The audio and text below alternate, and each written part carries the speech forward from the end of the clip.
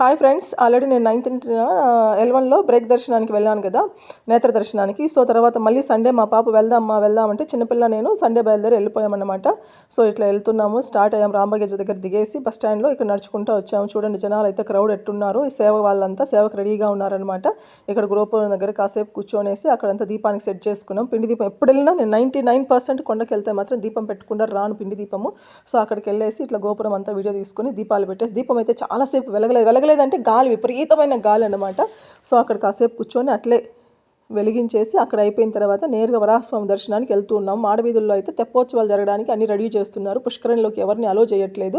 ఒక 5 days జరుగుతాయి అనమాట. ఈ మంత్ 26 నుంచి అంటే ఫిబ్రవరి 26 నుంచి మార్చి 2వ తేదీ వరకు 5 రోజుల పాటు ఘనంగా జరుగుతాయన్నమాట. సో తెప్పోత్సవాలకి వెళ్తే తిప్పలు తప్పుతాయని ఒక పెద్దవాళ్ళ సామెత అనమాట. తిప్పలు అంటే కష్టాలు అవన్నీ ఉండవు, పోతాయి. తెప్పోత్సవాలు చూస్తే చాలా మంచిది అంటారు. పుష్కరంలో అంతా తెప్ప కూడా రెడీ చేసేస్తారు. చుట్టూ సీరియల్ లైట్స్ పెడుతున్నారు. భక్తులను ఎవరిని అనుమతించట్లేదు అనమాట అక్కడికి కోనేటిలోకి. లేకపోతే మామూలుగా అయితే విపరీతంగా స్నానాలు చేసి అక్కడే రెడీ అవుతూ ఉంటారు కదా, రూమ్ దొరకని వాళ్ళు కూడా. సో ఇవంతా అయిపోయిన తర్వాత వరాహస్వామి గుడి దర్శనానికి వెళ్తున్నాము. దాని తర్వాత వరాహస్వామి గుడిలో నియర్లీ 1 hour పడుతుంది. ఈ మధ్యకాలంలో ఎప్పుడు పోయినా కానీ నియర్లీ 1 hour క్యూ లైన్లో పోవాల్సిందే, అంత టైం పడుతుంది.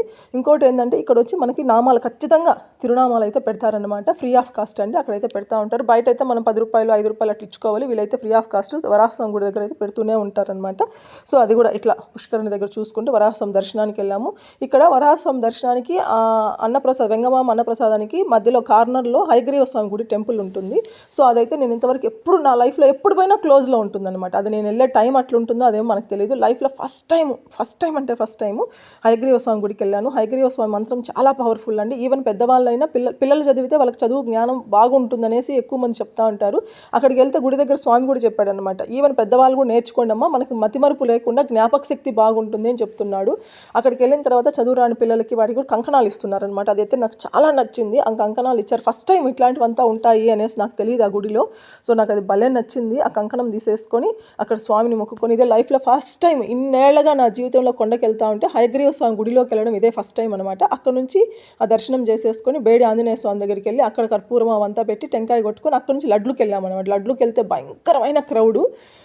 200, 100, 50 ఎట్లున్నాయి. దర్శనానికి వెళ్ళిన వాళ్ళకి ఆ టోకన్ చూపిస్తే ఎన్ని లడ్లైనా ఇస్తున్నారు. మేమైతే 1 hour వెయిట్ చేస్తాం, ఇస్తారులే అనుకుని తీరా చూస్తే లేదు. 1 hour వెయిట్ చేసినా కానీ దర్శనం టికెట్ ఉన్న వాళ్ళకి మాత్రం ఎన్నైనా లడ్లు ఇస్తారన్నమాట. సో దర్శనం టికెట్ లేని వాళ్ళు రిక్వెస్ట్ చేసుకుంటే 4 లడ్లు ఇచ్చారు అంతే మాకు. అది తీసేసుకొని ఇంకా అక్కడ నుంచి చిన్న ఫొటోస్ దిగామన్నమాట. గోపురం మీద చిన్న జ్ఞాపకం కోసం దిగేసి అక్కడ నుంచి నేరుగా అన్నప్రసాదానికి వెళ్ళాము. ఎప్పుడు కూడా నాకు చాలా సెంటిమెంట్, కొండకి వెళ్తే మాత్రం కొంచెమైనా ప్రసాదము అట్లీస్ట్ అది పడేయను. ఈవెన్ నేను ఫుల్గా తిని ఉన్నా కూడా కొంచెమైనా పెట్టించుకొని తినేసి వస్తానన్నమాట. Thank you friends, thank you so much. Bye. Subscribe to my channel.